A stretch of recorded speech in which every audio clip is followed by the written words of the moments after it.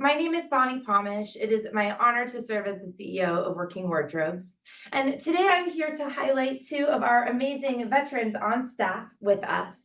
I'm going to let them introduce themselves and a little bit about what they do and why they do it here at Working Wardrobes. But before I introduce Cris and Derek, you have an incredible background and story that has led you to this moment. So I'm excited for you to share a little bit about who you are, what you do, and how did you grow up? Like what there's a big chasm between those two things that will close on this podcast. But let's start with a little bit about where you are today, and then let's go rewind the clock back, and then Cris will do the same. Of course. Thank you, Bonnie. I grew up in a small town up near Fresno, California called Tulare in a single parent household. And growing up, we didn't really think about doing much beyond high school. And what I ended up doing after high school was joining the military, joining the Marine Corps. And I'm very proud of my service and happy to be here. Thank you for your service, Derek. Yeah, thank you. And Cris, a little bit about you, what you're doing right now, and a little bit about where you grew up. Well, I'm from a small town of Chicago. I think it's pronounced Chicago, right? Chicago, correct. Right. Came from a large family of 5 of us. The oldest graduated high school in 2001 on a whim from a friend's suggestion. Just kind of said, "Hey, would you like to come over with me to the recruiter's office?" And I said, "Sure, why not?" I wasn't doing anything that day. Fast forward 3-4 months later, I was on a bus on my way over to recruit training over in outside of Chicago for the Navy. Oh my gosh. 3 or 4 months later from a visit. Right. Well, let's take this from these really your roots, your upbringings. Tell me a little bit, Derek Mendez, if we don't mind, we'll start with you. Would you share just a little bit more about the connection that you might have from, I think oftentimes about Working Wardrobes and our clients, and that we are, whether we're staff, clients, volunteers, supporters, donors, we all have a background and a story that sometimes isn't obvious, right? Like it's almost always not obvious. We don't wear it like our jackets. So tell me a little bit for you about what called you to serve, and what was that connection between where you grew up and how you ended up being one of our nation's heroes. Of course, thank you. Growing up, we didn't have a whole lot of people who were very successful in my family, and I wanted to get out of my small town. And one of the ways that I saw that was very similar to Chris's story, where I spoke with a recruiter who came to my high school, and they let us know that you can travel the world, you can get an education, and you can meet new people that you would have never met before if you joined the military. I was very happy to do it. I was thinking about joining the Navy first, but then I saw that they weren't as motivated with their fitness as the Marines were. Since I was in 4 years of cross-country track and wrestling, I wanted to go into a branch that had a higher physical fitness requirement so that you could be all you could be. So you could be the Marine that stands out above everybody else. That's the mentality that I had. I really had that selfish attitude and go-getter attitude, and I really wanted to exceed and push myself to my limits. And that's why I ended up ultimately joining the Marine Corps, traveling the world, and I actually got to spend a day on Iwo Jima as well. So got to hike to the top of Mount Suribachi, and that was a very impactful moment for me. Wow. That I'll never forget. Wow. From literally the heights of like physical world to heights of physical fitness, you were really drawn to these adventures and this push yourself, this sort of self-competition to be your best. Incredible. Well, Cris, how about you? I don't know if I can beat that story. No competition needed.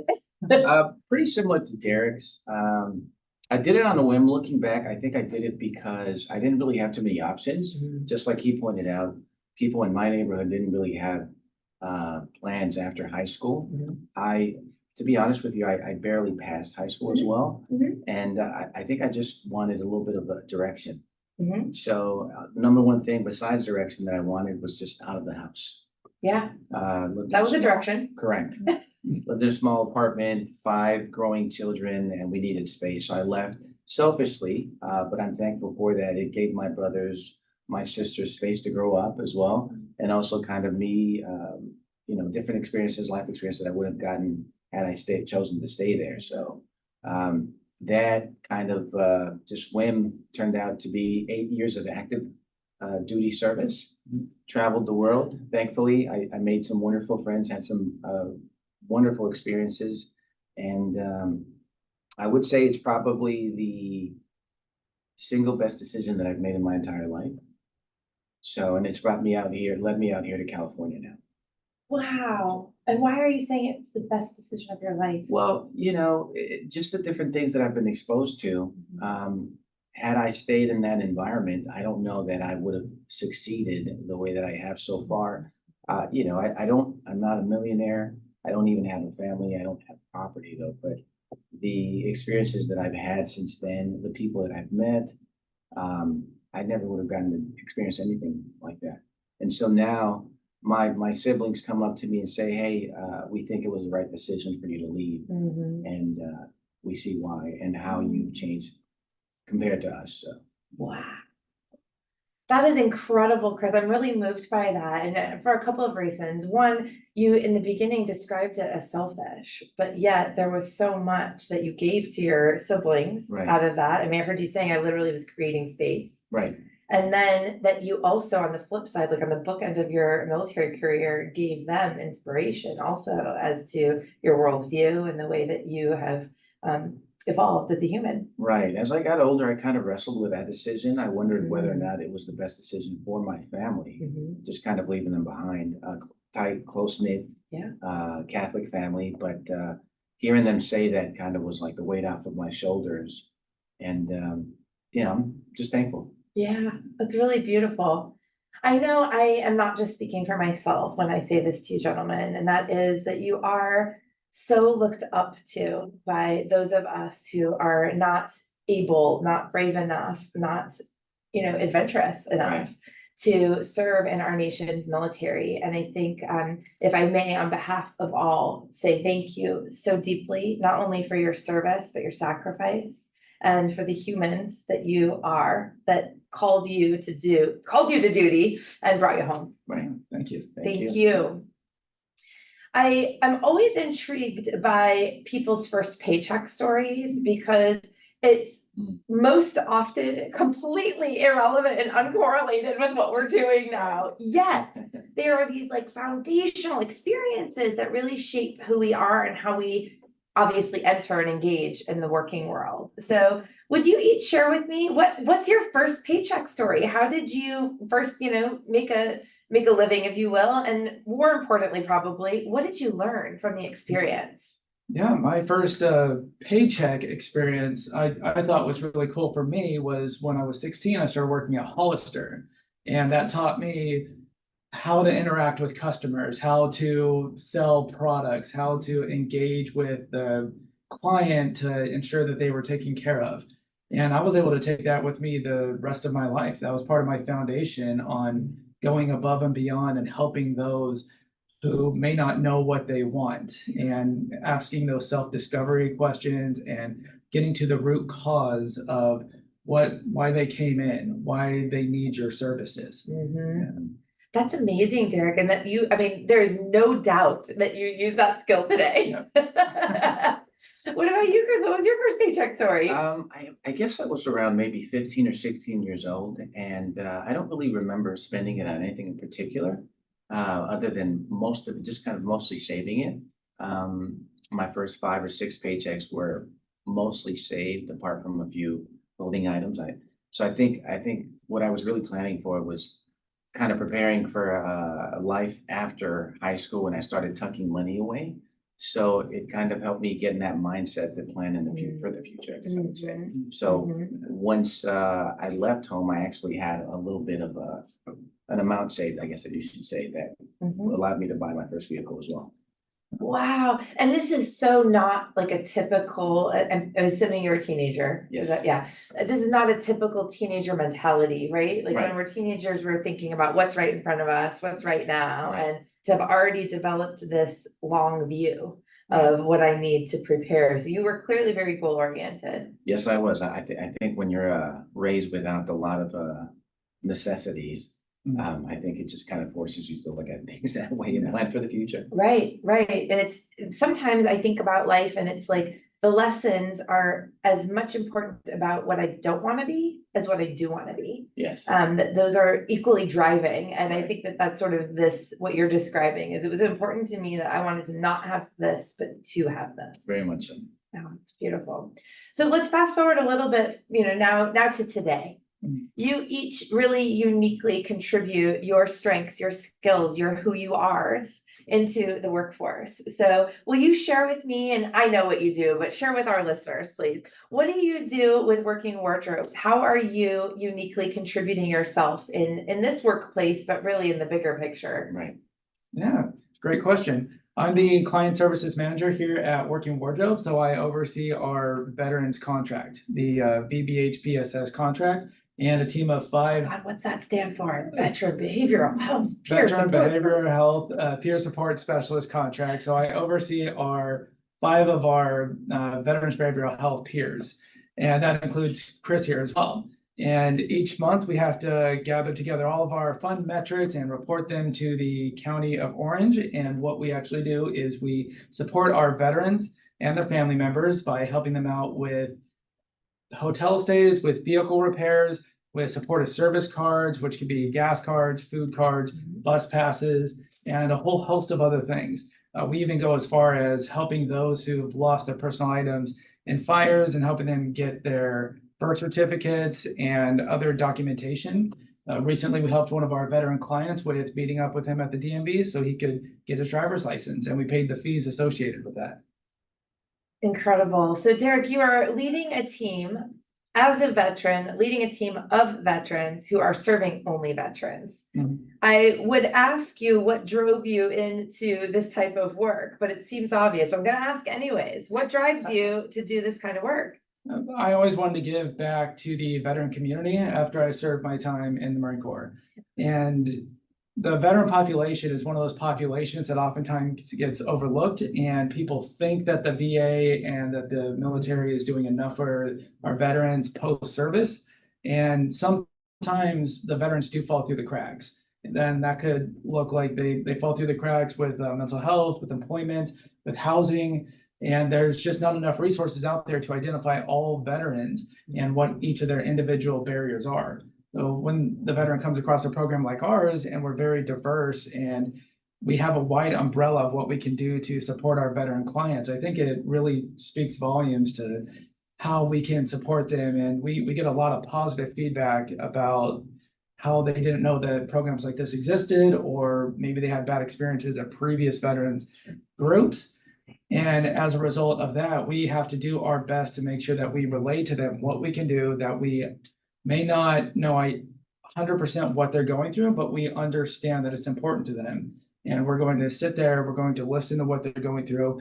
We're going to identify their barriers, and then we're going to help them overcome those barriers. And what a unique, again, like sort of value proposition that you bring to the table. You started with sharing how you discovered in your first job how important it was to discover and to listen. And here you are then becoming, just an incredible person in community who is upholding our freedom, and then wanting, again, cycles of giving and getting, from giving and getting, you're again giving and getting to our military community. Thank you so much, Derek. All right, Cris, same question for you. Would love to hear, what do you do at Working Wardrobes? What's your role? And really, what in what unique way are you bringing your skill set, your strengths, your contribution? So I am a peer navigator, the team lead under the same contract that Derek pointed out. There's a team of 4 of us now, I believe. And what I do, or I should say what we do, is just kind of help out veterans who are in need, overcome any barriers that is keeping them from potentially being employed. And that could fall anywhere between needing help with their resume, getting outfitted for an actual interview as well. Or he pointed out as well, they have other challenges such as transportation issues. We assist them, step in and take them to medical appointments if need be. Also step in with any other additional resources, maybe perhaps food, or just something as simple as gas as well.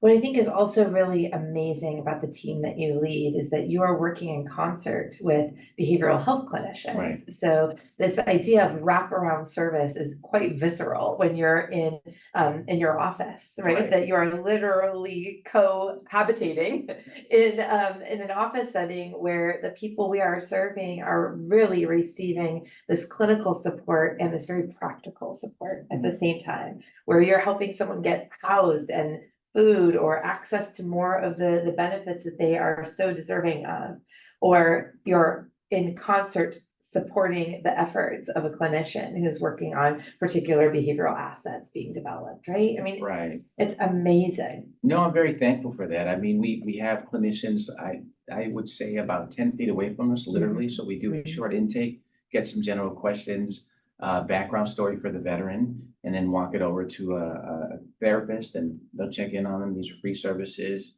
And a lot of times the veterans will be very surprised by it, thinking that the only outlets or options for that kind of service would be the VA. But it seems to make a considerable difference in a lot of people's lives from what I can see. So, Yeah. wouldn't you say?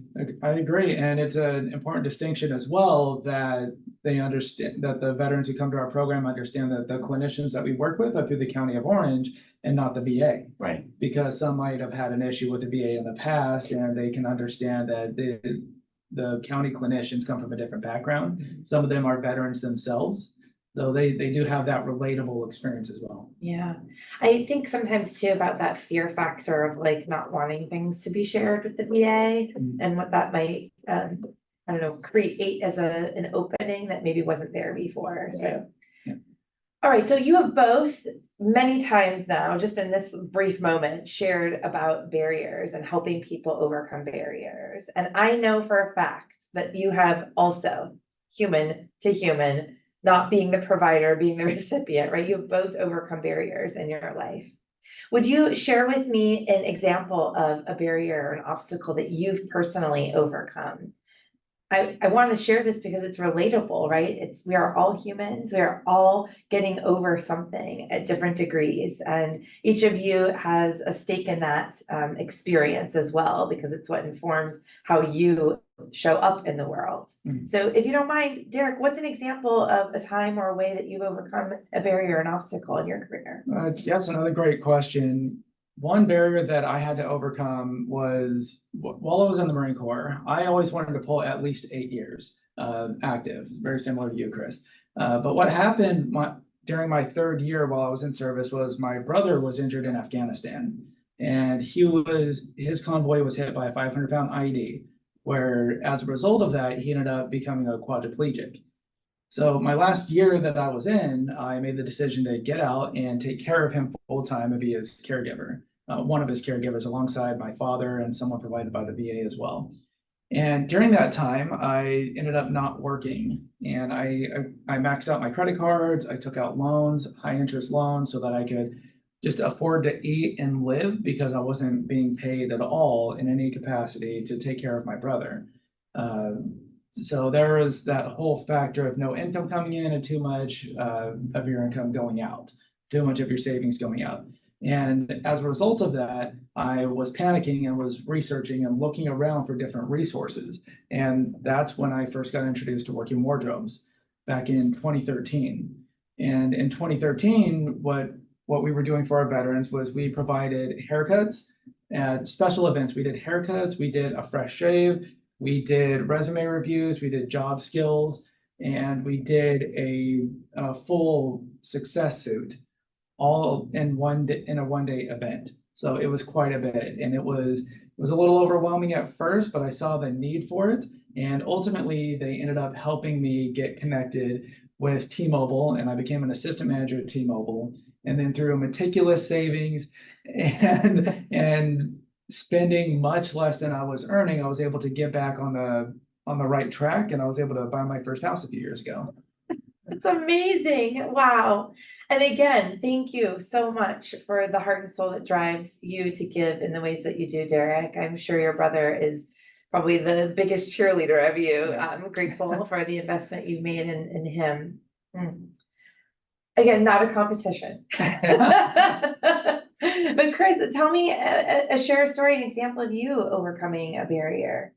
One of them is just over 2 years ago, moving back to Los Angeles. I moved away like a lot of people did during COVID. Um, didn't really like my situation too much. I think I spent about a year and a half away, and I couldn't resist. I wanted to move back. I was much happier here. Um, Coming back without a place to live, without any job, just a few $1,000s in my pocket saved up, just kind of searching for work for several months, not getting anything. And then eventually linking up with Working Wardrobes, commuting down from Los Angeles to actually get seen by a career services person here in person, and just kind of having somebody to confide in, I guess I would say. Um, listen to my concerns and also help me kind of refine my search for work as well.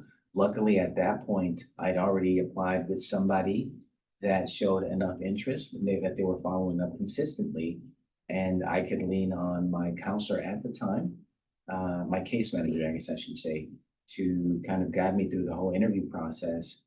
I've gotten service like that before from different organizations, but I would have to say that the service, the attention that I got from that case manager in particular, was significantly different. It made a huge difference in the way that she helped me look at things and consider my options. Anything ranging from salary to the clothing that I was wearing to the background that was in the video chat interview, I guess I should say. So I'm very thankful for that experience, and I let her know afterwards how thankful it was and how much of a difference she made in my life. Just kind of offering that lifeline, not just her, but also the services that the organization provided. So I'm very thankful for it, and ultimately that's how and why I ended up with Working Wardrobes as well. I just wanted to give back. Amazing, isn't it? It is. I love cycles. Like, we go through 7-day cycles all the time. And wheels turn cycle. I just love this idea of receiving and getting, and that both of you, you embody this in your everything. So thank you for sharing not only of yourself, but of yourself with other people too. Obviously, in your roles, you help people all the time overcome barriers. So would you share with me a story of a time where you've helped a client overcome a barrier? What was going on? What happened? What did you help them do? Yeah, so I'll take this one.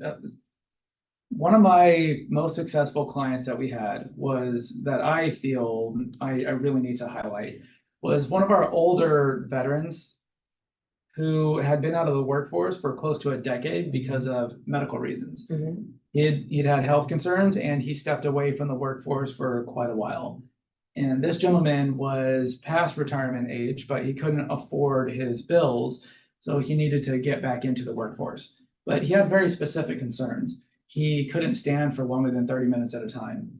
He needed to be in a place where he could feed off the energy of other people because he's a very happy individual. He doesn't want to be behind a keyboard. He doesn't want to be in manufacturing. He's at that age where he can't lift heavy items, and he's also got the health concerns. So many things that we had to consider. Also, he needed to be within 2 to 3 miles of his house because he wasn't driving and he wasn't familiar with the bus systems, regardless of how many bus routes we printed out for him.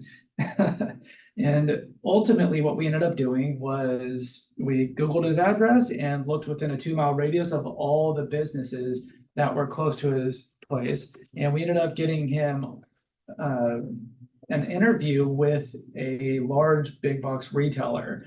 And I'm not going to say the name, but we're very familiar with some of these large ones around here. And we ended up tailoring his resume to this specific position. Then we ended up getting him a video interview with a recruiter, and then also providing him bus passes to get to the interview as well. Ultimately, he had the job offer made to him, and this was about 2.5 years ago, and he's still working there today. Yeah. Yeah. Oh, that's amazing. I can't help but think of my daddy because he's also a veteran, and I think how difficult it must be to be I don't know, frankly, admitting your own, limitations, and especially given your histories as people who can perform physically, that must be really a hard thing to own and then overcome. And also just, I know exactly who you're talking about, and I can see him. He was here every day for quite some time, like reporting to work to get ready for work. And that's an amazing story. Thank you for sharing that. How about you, Chris? We've had some cases, so I've only been on for about 2 months or so, and we've had some cases where we've stepped up and helped out people with their rent total, their phone bill, issues with their car, getting it fixed. But I would have to say so far, the person that stands out to me is a gentleman who we've taken on recently, maybe 3 to 4 weeks ago. Former Marine officer, got out the military recently. I think he got out maybe a month and a half ago. He flew back, he was stationed in Europe, came out here. And there was an issue with his pay where he wasn't able to collect his final paycheck. While he was out here, he was trying to find employment. He got a series of hotels, ended up spending most of his saved up money, was living in his car. We had borrowed from a relative that was from around town, and didn't really have any connections out here other than that one cousin. Didn't have any friends, really didn't have any hope. He came in to see the VSO, which is we share a lobby Veteran with. Service Office. Veteran Service Office, correct. And they said, hey, we have a gentleman out here who might need some assistance. We went out there, we spoke with him, and we just kind of offered some of the stuff that we can step in and help out with. And he was blown away. He said, I didn't know services like this existed. I'm very thankful for it. So luckily, he'd already been very, very active, and he'd been applying to jobs for 3 to 4 weeks. I give him credit. He'd landed a few interviews. We gave him a space to come in and comfortably interview. His own room. We were able to fit him the day of. He didn't have a belt. We gave him a belt. And eventually, after that, for his follow-up interviews, we also were able to fit him with a complete suit as well. So in between, we've also helped him out with gas cards and or gift cards for food. What he's really thankful for is the hope that we've kind of instilled in him, I guess I would say. So financially, we haven't really spent a large amount with him, but I love seeing him come in with hope in his eyes. He's actually landed a job recently with a company up in the Bay Area that he's really excited about. I think it's about 2 weeks away from starting. So from now, we're just gonna provide some guidance, I guess I would say, in the form of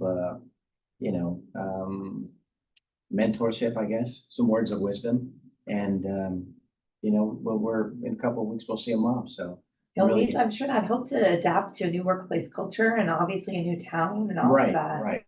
So just not kind of seeing him say, hey, you guys have done more than enough for me, and I'm thankful for everything that you've done here. And even though that you think you haven't really done much for me, trust me that it's really instilled a lot of hope in me. So thank you for your kindness. Oh, it's beautiful and sickening. I'm sickened often when I hear about our service members living in their cars. Right. And we can do better. We can do better. But thank you so much for sharing that experience and helping him get out of his car and into a home, even though it's in the Bay Area. No, I'm thankful for it too. Yes. I think on the heels of that, Chris, if I might ask you, what advice would you share with people who are in these situations where they need to rebuild their career?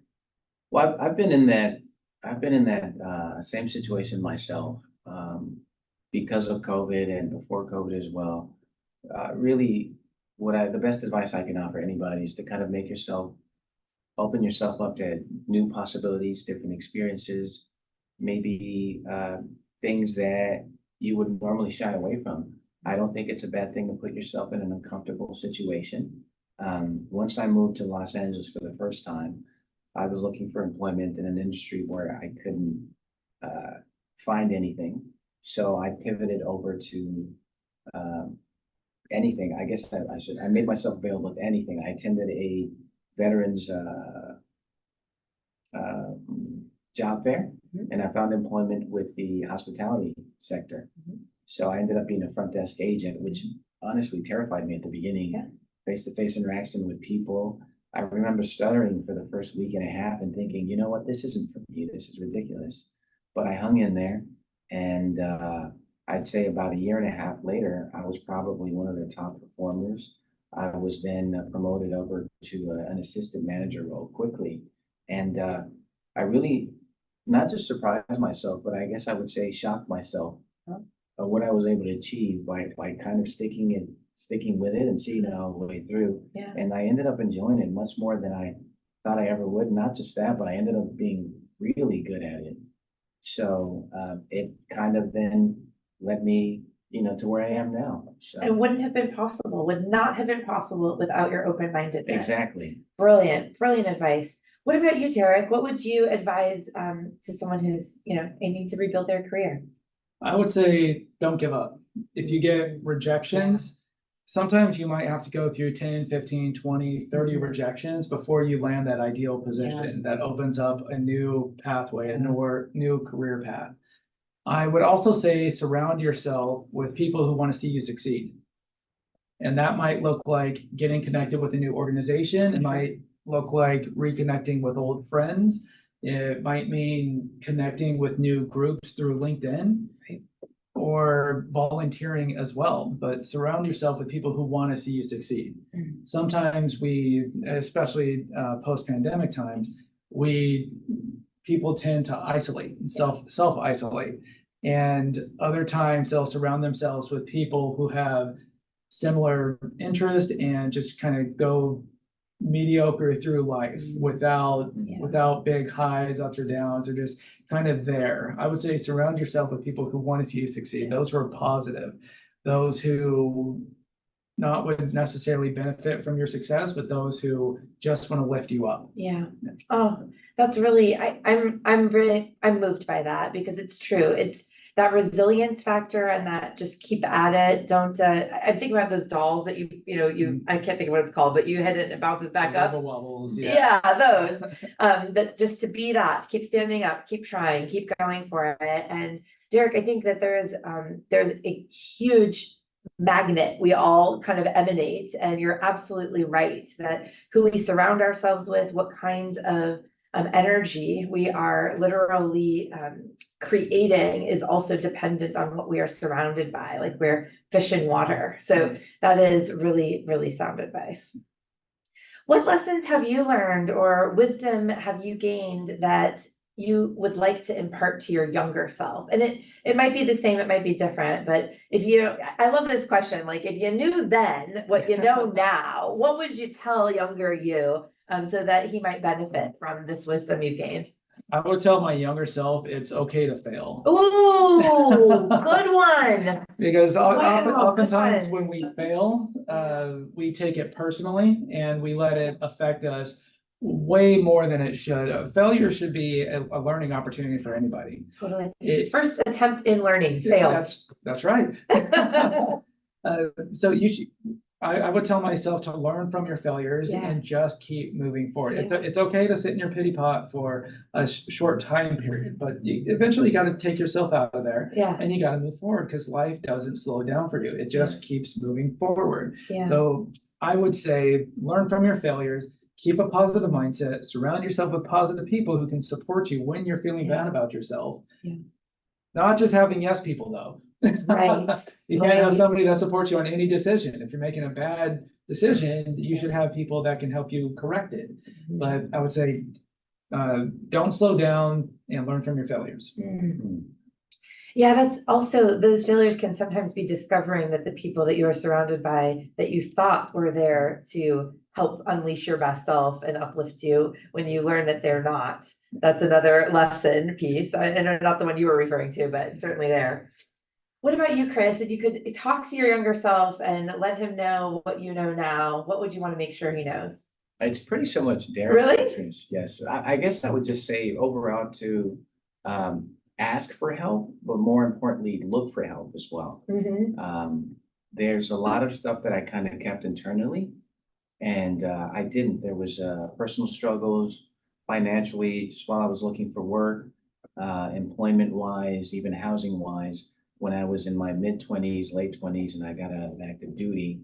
And I didn't really have anybody to speak to about that. And I dealt with that depression and pressure for years. Also, I guess at the time, I didn't really know how to look for services. Sure. Now that I know that they exist, I realize how helpful they can be towards people in general and how much of a difference that they make. So I would say to not be afraid to ask for help and look for it, because the fact is that there's more resources out there than most of us think there is. And once you think you have it figured out, you'll meet somebody entirely, someone completely different. Yeah. Will bring up different organizations that have different kind of help as well. Yeah, there's two big pieces that I'm hearing with that. One is, again, that open-mindedness, like to be open to receiving. Right. And then also this, seek and you'll find, Exactly. and it's okay to seek. Wow, gentlemen, I have already learned and taken away so much, but if we could just have a little dessert. Just, I think oftentimes when we seek out a podcast or something that we're listening to, we want to leave a little inspired. Mm. So is there any parting words of wisdom, of inspiration that you would like to share with our listeners? I would say that, like I mentioned before, surround yourself with positive people, and the staff and volunteers at Working Wardrobes is definitely that positive force that I needed in my life. Especially during the dark times when I was drowning in debt, the attitudes never changed. They always wanted to see their clients succeed. Whenever I reached out, regardless of if it took a day or two for them to respond, they always responded with a positive attitude. And they always helped me through my struggles. In fact, when I ended up working for Walmart as an assistant manager, and I wanted to go back to school, so I reached out to Working Wardrobes to help me out with finding a career that could accommodate my needs, because as you know, going back to school is very time consuming, especially for your graduate degree, which just takes up way too much of your time. So when I reached out, one of the staff members let me know that a spot had opened up at Working Wardrobes as a job developer. So I ended up coming over and becoming the job developer, and this was back in 2019. So I would say surround yourself with positive people, and I found that in the staff and volunteers at Working Wardrobes. Mm. And again, it's such a beautiful like continuity there about asking for help, like seeking it out, being open-minded to it. Oh, it's beautiful, Derek. Thank you. I'm glad you're here. Thank you, glad to be here. How about you, Cris? Parting words of wisdom or inspiration? Just kind of tied into everything that we discussed. Just, I would say try different things. A lot of us don't really know what we want to do in life, and that's perfectly okay, myself included. Still trying to figure it out, what now, but I know that I want to help out people in general. The point being that I got to a point where I realized what I was good at and what I wasn't good at. So it's allowed me to continue to focus and sharpen my skills on things that I'm really good at, but also continue to improve in areas that I need to, I feel that I'm lacking in. So on top of that, I would highly recommend to find yourself a mentor and ask for guidance. I know I did it at one point, and it made a significant difference in my professional life. I ask for feedback all the time, and getting that kind of instruction from somebody made a really big difference. So lean on someone with experience, and with a little bit of time and practice, you'll find your way. At the same time, once you're kind of getting ahead professionally or maybe even financially, offer that same guidance back to other veterans as well. So remember to give back at all times. Pay it forward, please. Totally. And I think you touched on sort of this, we don't like to admit it, but we're all just figuring it out, right? Like we think we know what we're doing, but we're adults that are just learning how to be adults and figuring out what is this life experience here to teach us and what are we able to give to it. And I love this invitation to always seek mentorship, to seek relationships, as you were saying, that are here to uplift us, and to be open, not just to receiving, but then again, in turn, to giving. Right. Gentlemen, you inspire the heck out of me today. I am so grateful to get to be on the same team as you, helping craft a better world. At Working Wardrobes, we help hundreds of veterans every year, and it's only because of humans like Derek and Cris who are able to care deeply and give deeply of themselves to our community. In fact, in May, we are launching an appeal called Operation Employment, and you are recruited to help support our services provided to veterans. You can check out the information on our website and support Working Wardrobe's efforts to serve those who have served. This has been another episode of Rebuilding Careers. Thank you so much for joining us. It's been great having you. Bye for now.